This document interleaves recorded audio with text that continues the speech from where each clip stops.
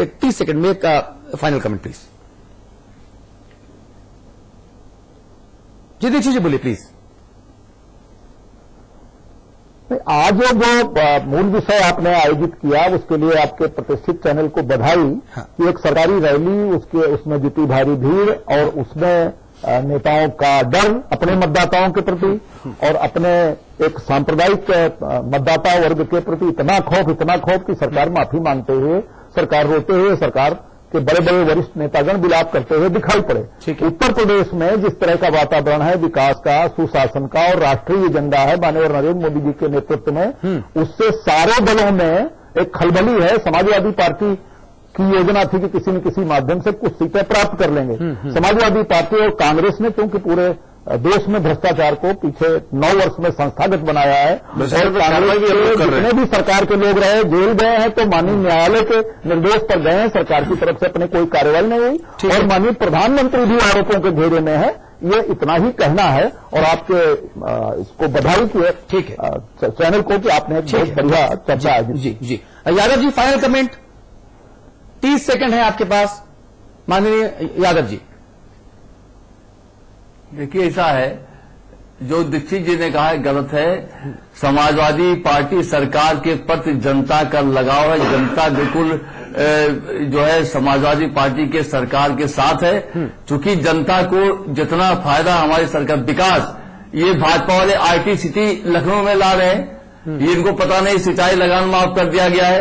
18 lakh laptop बटे हुए हैं, कन्या विद्याधन दिया गया है। सभी जिला मुख्यालयों को 4 लेन से जोड़ा जा रहा है और विकास का जितना 1.5 साल में हुआ है इतना कभी नहीं हुआ है। और भ्रष्टाचार का 1.5 साल में बता दें एक भी कोई आरोप लगा हमारी सरकार के ऊपर। तो समाजवादी पार्टी के प्रति जो है जनता समाजवादी पार्टी के समर्पित है। ये आजमगढ़ रैली और मैनपुरी रैली ने दिखा दिया है। आने वाली सारी रैलियां सफल होंगी और इसका कोई मुकाबला नहीं कर पाएगा और समाजवादी पार्टी 60 सीट से ज्यादा सीट जीतेगी उत्तर प्रदेश में 2014 के लोकसभा चुनाव में। जी त्यागी जी 30 सेकंड प्लीज। मैं सिर्फ इतना कहना चाहता हूं, 30 सेकंड नहीं कम ही कर दूंगा काम। मैं इतना कहना चाहता हूं दीक्षित साहब कृपया इस सांप्रदायिक विद्वेष से बचिए। यादव साहब कृपया इस जातीय विद्वेष से बचिए। उत्तर प्रदेश जो 22 करोड़ जनता का देश है, जो क्षेत्रफल के मामले में और जनसंख्या के मामले में विश्व में 6 नंबर पर आता है, उस प्रदेश को आज विकास की जरूरत है, नौजवानों को रोजगार की जरूरत है। इस चीज पे काम करिए तो ज्यादा बेहतर होगा। बनिस्पत इस बात की जातीय विद्वेष और सांप्रदायिक विद्वेष की बात करें। ठीक है, आप एक दूसरे को नसीहत जरूर दे रहे हैं, लेकिन कांग्रेस पार्टी को भी याद रखना चाहिए कि कन्नौज में किस तरह से आपने विकल्पहीनता की बात कही थी त्यागी जी चर्चा की शुरुआत में। कन्नौज में तो भाभी को आपने ही वॉकओवर दिया था और रायबरेली और अमेठी में आपने ही वॉकओवर लिया था।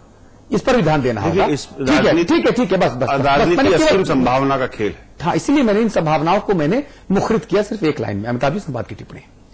देखिए 2 मापदंड नहीं हो सकते। हाँ। मैं खेलूं तो संभावनाओं का खेल और दूसरे खेले तो राजनीतिक व्यभिचार, नो बॉल, ये नहीं चलेगा। जी आज मैं थोड़ी अनूठी बात कहूंगा। दीक्षित जी के पक्ष की बात नहीं, लेकिन दीक्षित जी ही राजनेता के साथ साथ विद्वान भी हैं, वो मेरी बात से सहमत होंगे। उत्तर प्रदेश और उत्तर प्रदेश के जरिए बजरिए उत्तर प्रदेश अगर मैं दिल्ली तक को समेटूं तो एक बात कहूंगा, लोगों को आश्चर्य होगा कि अमिताभ जी ऐसा कैसे बोल रहे, लेकिन तर्क दूंगा। नई बात कह रहा हूं बिल्कुल। समाजवादी पार्टी जिस दिन गर्भ से निकली उस दिन से आज तक मैं उसकी नीतियों की मेरिट डिमेरिट और अपनी सहमति पर टिप्पणी नहीं कर रहा हूं, ये ध्यान रखिएगा। उसके एजेंडे के साथ मैं सहमत हूं असहमत हूं इस पर बोल ही नहीं रहा हूं, लेकिन उन्होंने कम से कम मुलायम सिंह यादव ने एक चीज रखी, जो पोस्चर लिया उसको बदला नहीं। मौसम कोई आया कोई अड़े रहे, अटल रहे। एक सेकंड, बहुत माइन्यूट बात है। ठीक बात है। भारतीय जनता पार्टी में मैंने 2 मौसम देखे।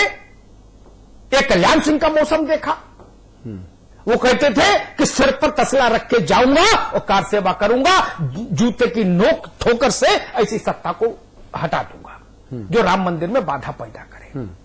वो जनज्वार देखा, अडवाणी जी की यात्रा देखी। फिर भारतीय जनता पार्टी को अचानक मैंने राष्ट्रीय मुद्दों पर एक बड़े विचारक पार्टी के रूप में अवतरित होते देखा, जिसने कहा कि नहीं ये सब छोटे मुद्दे इनको हटाओ।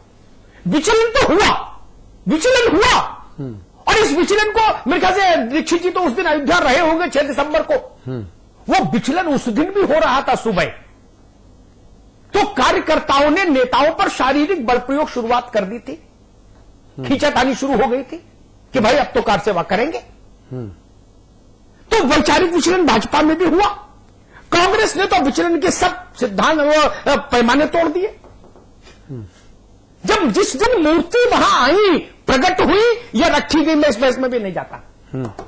कांग्रेस की शासन था, दूसरा वर्ग अदालत गया, कचहरी गया, तहसीलदार कलेक्टर के यहां गया, बोले हुजूर ये कह रहे मूर्ति प्रकट हो गई, हम कह रहे रख दी। पंडित जी का शासन था, जवाहरलाल जी का। जब ताला खुला, दीक्षित जी को स्मरण होगा, हिंदुस्तान में, पूरी गंभीरता से कह रहा हूं, जिम्मेदारी के साथ, हिंदुस्तान में किसी भी रिलीजियस मामले, सेंसिटिव रिलीजियस मामले पर अदालत के फैसले पर इतनी जल्दी अनुपालना का कोई उदाहरण दिखा दीजिए तो मैं पत्रकारिता छोड़ दूंगा। 40 मिनट में सरकार ने अदालत के आदेश का अनुपालन करा दिया था, 40 मिनट में। आज तक मुसलमान ये सवाल पूछते हैं कि 40 मिनट में अनुपालन कैसे होगा। और दूरदर्शन की ओबीएन 2 दिन पहले आके खड़ी हो गया 40 मिनट में। इससे पहले किसी का नहीं हुआ, इसके बाद नहीं हुआ। हाँ। नारायण दत्त तिवारी और बूटा सिंह, हाँ। और राजीव जी। मिजोरम आप जाते हो तो आप कहते हो कि क्रिश्चियन उनके हिसाब से शासन चलेगा। आपका तो समझे नहीं आता मिजाज। बहन जी को मैं इस मामले में थोड़ा सा वो दूंगा, संदेह का लाभ, बेनिफिट ऑफ डाउट। उन्होंने कभी भी पाखंड नहीं किया। आपने बहन जी को कभी लंबी लंबतरानी करते देखा क्या? वैचारिक नहीं कि मैं समाजवादी, मैं वामपंथी, मैं मध्यमार्गी, मैं आजादी और दर्शन और सिद्धांत, नहीं ना। एकात्म मानववाद है, कुछ चर्चा पर चर्चा, वो सीधी समाज बात करती है, अपना वो देखती है। और काशीराम जी ने जो धरातल सेट किया, बहन जी ने उसको नहीं छोड़ा, थोड़ा बहुत पकड़ के रखा। काशीराम जी हमेशा कहा करते थे कि मैं मजबूर सरकार चाहता हूं, मैं मजबूत सरकार चाहते नहीं। हम चाहते हैं सरकार बने गिरे, फिर नई सरकार बने फिर गिरे। मायावती जी उसी चलन पर कायम है। तो उत्तर प्रदेश में 2 ही दल बचे ना फिर तो, जो अपने कहे पर, अपनी चाल पर कायम रहे, मुलायम सिंह और काशीराम की पार्टी। दोनों राष्ट्रीय दलों ने मौसम के हिसाब से कपड़े पहने, तो जनता ने 22 वर्ष के लिए, 20 वर्ष के लिए आपको वनवास जैसी स्थिति में लाके खड़ा कर दिया।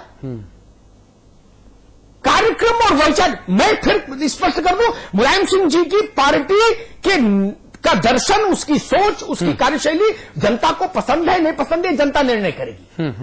लेकिन मुलायम सिंह ने इस पर कभी शर्मिंदगी महसूस नहीं की जी, और कभी बदलने की कोशिश भी नहीं की, सफल या असफल। उन्होंने कभी ठीक है, आपको जो नाम देना हो दो, हम जैसे हैं वैसे ही रहेंगे। 30 अक्टूबर की घटना के लिए उन्होंने कभी ऐसा भी नहीं किया। भाजपा के साथ दिक्कत क्या रही, वहां भीड़ का मजा का समर्थन भी लूटा 6 दिसंबर को 3.5 लाख लोगों का, और उसके बाद में इंटरव्यू देना शुरू किया अंग्रेजी मीडिया को, तो बोले कि नहीं, बड़ा दुर्भाग्यपूर्ण है, मुझे बड़ा दुख है। कल्याण सिंह जी सुप्रीम कोर्ट आए थे, 1 दिन की सजा जब उनको हुई थी, तो कोर्ट में कुछ कहा और बाहर कहा कि मेरे में तो रामलला से रात में बात हुई, तो मैंने सरकार छोड़ दी। उस समय के अधिकारी दूसरी कहानी बताते। तो ये जो डोंट आया ना, इससे मुझे लग रहा उत्तर प्रदेश की जनता को लगा कि यार राष्ट्रीय पार्टियों से भले तो ये तो हर दिन चोला बदल रहे हैं। श्यामा प्रसाद मुखर्जी की पार्टी और जवाहरलाल जी की पार्टी, तो उन्होंने फिर ठीक है, मायावती की पार्टी अच्छी और बहन जी की पार्टी अच्छी, मुलायम सिंह की पार्टी अच्छी है।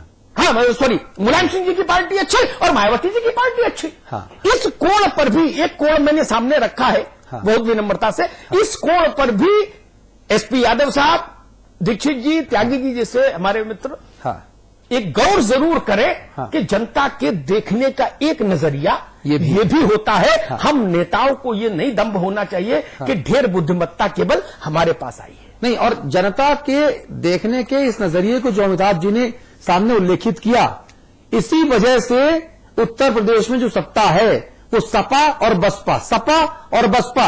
एक बात भूल गया, हाँ। वो बात नहीं कहूंगा तो कल मेरा कोई मित्र मुझे टोक देगा। हाँ। वो कहेगा आपने यहां पर थोड़े टेक्निकली आप गलत थे। हाँ। मुलायम सिंह जी कुछ महीनों के लिए विचलन हुआ अपने 45 साल के करियर में, जब कल्याण सिंह जी को लेकिन ऐसा कोई दूसरा उदाहरण नहीं। दीक्षित जी को तो याद रहता है, मुझसे बहुत ज्यादा याद रहता है, हाँ, कंठस्थ रहती चीजें, हाँ, इंसाइक्लोपीडिया है। हाँ, मुझे बता दीजिए कि उस कद के नेता ने चिट्ठी लिखकर माफी मांगी हो, पब्लिक लेटर लिखकर, हाँ, हाँ, unconditional apology, right from Jawaharlal ji to Manmohan Singh और पंडित गोविंद वल्लभ पंत टू अखिलेश। और वो माफी स्वीकार हुई, कबूल हुई, मांगो, कहां गलती हुई, खामियाजा भुगता है। हाँ, हाँ, हाँ, तो जनता को लगा कि चलो ठीक है, सुबह भूला था, शाम को फिर घर आ गया, और उसके बाद नहीं विचलन हुआ। लेकिन यहां तो विचलन की अवधि इतनी लंबी लंबी है, शायद इसलिए भी जनता राष्ट्रीय दलों को उत्तर प्रदेश में भाव नहीं दे रही जी। और इसीलिए कल्याण सिंह वाले एपिसोड के बाद, माफी के बाद, आजम खान साहब से विवाद के बाद, उस दौरान अमर सिंह साहब पार्टी से बाहर निकाले गए, क्योंकि जो ये ठीकरा है, ये ठीकरा उनके सर पर फोड़ा गया। और कल्याण सिंह और मुलायम सिंह जी की जो दोस्ती हुई, उस दोस्ती के बहुत बड़े सूत्रधार ठाकुर अमर सिंह साहब भी बनकर उभरे, जिनको बाद में खलनायक बना के पार्टी से विदा किया गया। चलिए खैर, आप सभी का बहुत बहुत शुक्रिया, बहुत शानदार चर्चा हुई, बहुत मजा आया। एक ब्रेक लेंगे, ब्रेक के उस पार बात उत्तराखंड की होगी। अमिताभ जी आप बने रहेंगे।